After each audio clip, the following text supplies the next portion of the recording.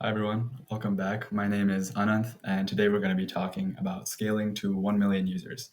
And this will be the first video in a short course on system design following this book right here by Alex Shu. So to start off, we're going to be discussing the architecture of a simple application that has a single web server.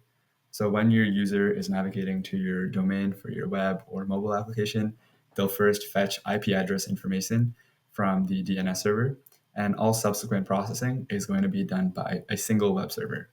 And while this is great for building locally or for only a handful of users, you run into some significant bottlenecks when you expand out of this. These primarily have to do with latency, traffic, and single points of failure. So latency has to do with the speed at which your application is delivered to your user. Traffic spikes, you can imagine when a celebrity logs onto your application, you're going to get all of a sudden a lot of traffic that a single server is likely not prepared to handle. And finally, we have single point of failure, where if the single web server in this architecture were to fail, the whole application would crash and there is no backups. So to handle some of the bottlenecks we just mentioned, we're going to introduce load balancing.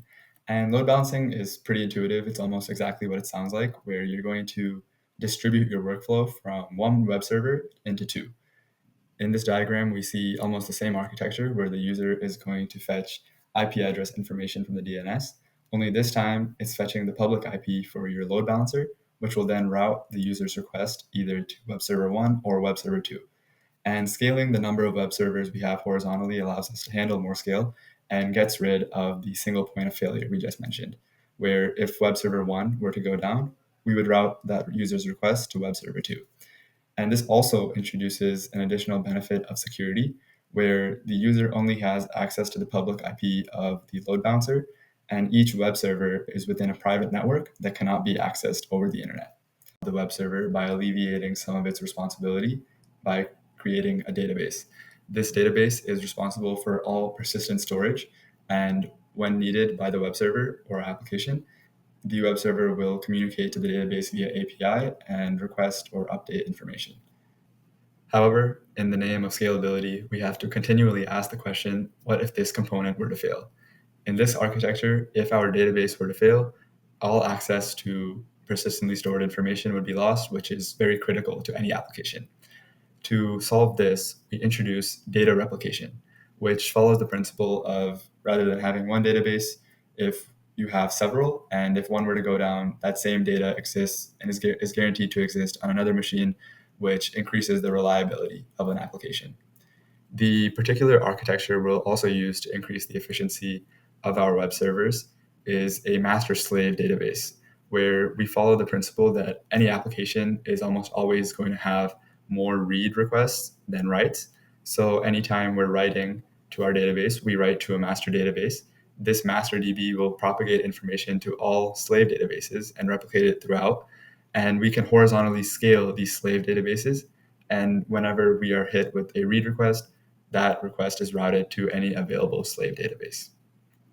Next, we'll be discussing some more optimization strategies, starting with the cache layer. The cache is an intermediary between the web server and the database and allows us to efficiently access data that is frequently accessed but infrequently updated. So when a web server is requesting some data from a database, it'll first check the cache, and if it exists there, it'll use that. If not, it'll ask the database for that data, populate the cache with that data, and fulfill the web server's original request.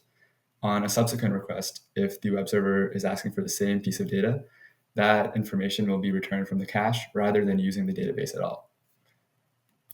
Next, we have the Content Delivery Network, or CDN, which builds on this caching layer of caching static assets in a closer proximity to users to improve the efficiency of your application.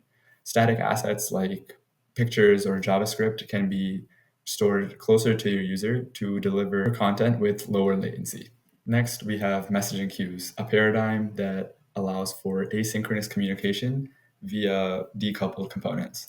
In this architecture, we have producers who will publish some events to a message queue with a set expiration time. Before this expiration time ends, a consumer will be subscribed to these events and consume these events from the queue. and do processing at a later time.